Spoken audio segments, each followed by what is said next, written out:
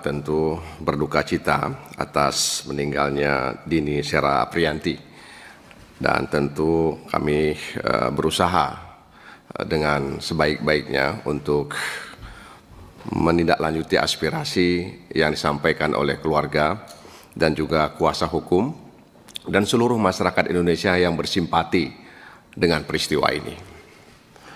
Sebelum saya menyampaikan beberapa hal, memang ketika rapat ini diketahui oleh sejumlah rekan-rekan media, mereka bertanya, ada apa dengan peristiwa ini dan siapa almarhum itu, sehingga di tengah masa reses Komisi 3 mengundang atau menerima keluarga korban dan kuasa hukum korban. Dan rapat di masa reses itu harus mendapat persetujuan dari pimpinan DPR RI. Kita lihat tadi Wakil Ketua Pak Dasko hadir, itu menunjukkan bahwa rapat ini memang disetujui oleh pimpinan DPR.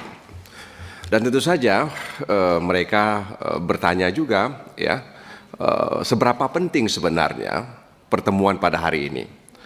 Saya jawab, karena mereka bilang peristiwa ini juga barangkali terjadi di belahan sudut lainnya, cuma tidak terekspos, ya, dan menimpa orang-orang yang tidak berdaya. Saya bilang begini, sebenarnya karena pelakunya adalah anak seorang anggota DPR yang seharusnya tidak melakukan itu, dan anggota DPR itu satu gedung dengan kami. Nah, karena itu perlu kami untuk menerima, ya, keluarga korban, kemudian juga kuasa hukum korban, ya, Bu Rike dan koleganya, ya, untuk memastikan bahwa seperti yang dikatakan oleh Pak Heru tadi, bahwa meskipun ini terkait dengan seorang anggota DPR, Komisi 3 tetap ingin menindaklanjuti aspirasi keluarga korban. Dan mereka juga bertanya, ya, ada apa semua ini sehingga membuat seorang Ahmad Saroni begitu mengecam keras, ya, putusan hakim tersebut.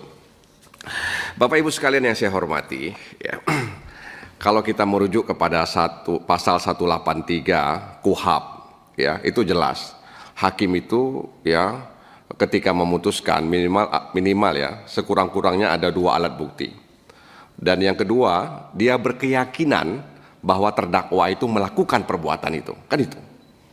Nah, pertanyaannya adalah mengapa hakim kok bisa mati rasa, ya? Siapa yang, ya, mengganggu keyakinan dia itu? Siapa yang merobohkan keyakinan hakim itu?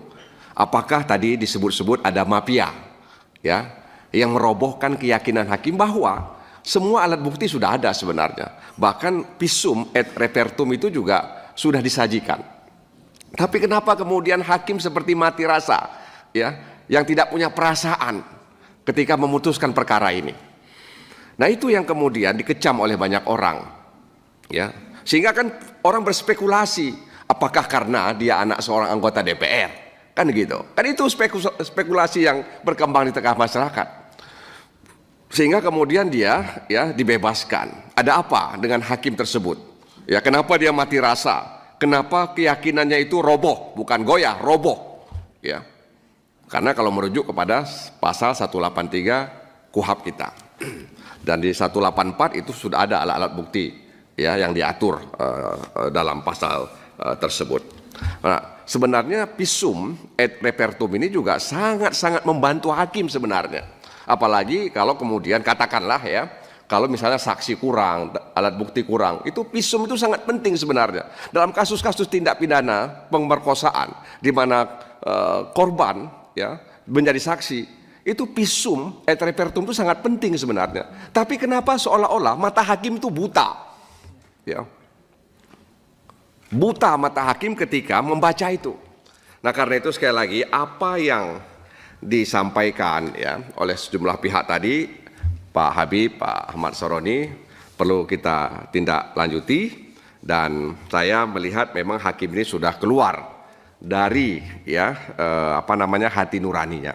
Jadi kemanfaatan, kepastian, keadilan itu sudah dicampaknya jauh-jauh, ya, karena ada hal-hal tertentu. Dan sebenarnya, ya, kalau kita merujuk kepada kaidah logika, itu keyakinan itu ada 3. Mulai dari pengetahuan sehingga dia membuat yakin, penglihatan membuat yakin, dan yang ketiga, gabungan antara pengetahuan dan penglihatan membuat dia menjadi yakin, seyakin-yakinnya. Di persidangan kan sudah diperlihatkan semua itu.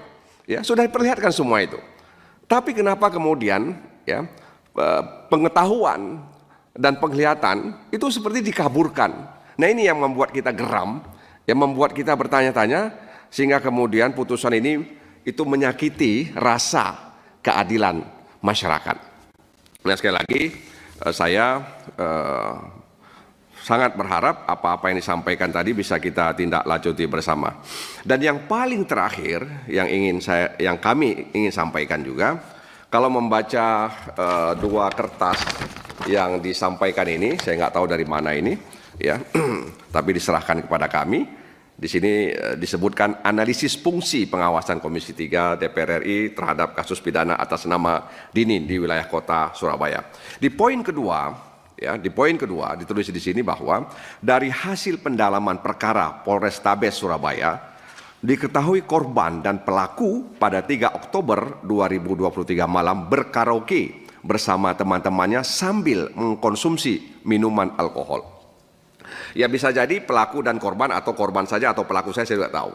Tapi terlepas apapun motifnya, apapun latar belakang yang melatar belakangi kejadian itu, maka saya juga berharap kepada rekan-rekan agar inisiasi DPR untuk membentuk larangan minol itu terus kita lanjutkan, karena hari ini mengalami kebuntuan, ya.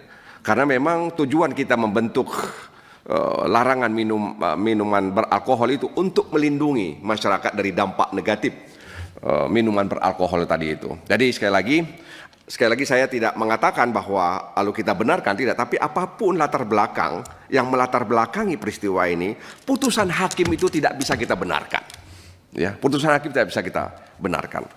Nah, sekali lagi saya berharap kita semuanya, ya, bisa membantu harapan keluarga korban menindaklanjuti apa yang mereka inginkan sesuai dengan tugas dan fungsi serta kewenangan yang dimiliki oleh DPR. Saya percaya, ya, Pak Habib, Pak Ahmad Saroni, apalagi Wakil Ketua kami Pak Dasku punya perhatian dalam kasus yang menimpa almarhum Dini Sera Aprianti. Mudah-mudahan Allah Subhanahu wa taala mengampuni kesalahan dosanya. Allahumma ighfir laha warhamha wa'afiha wa'fu anha.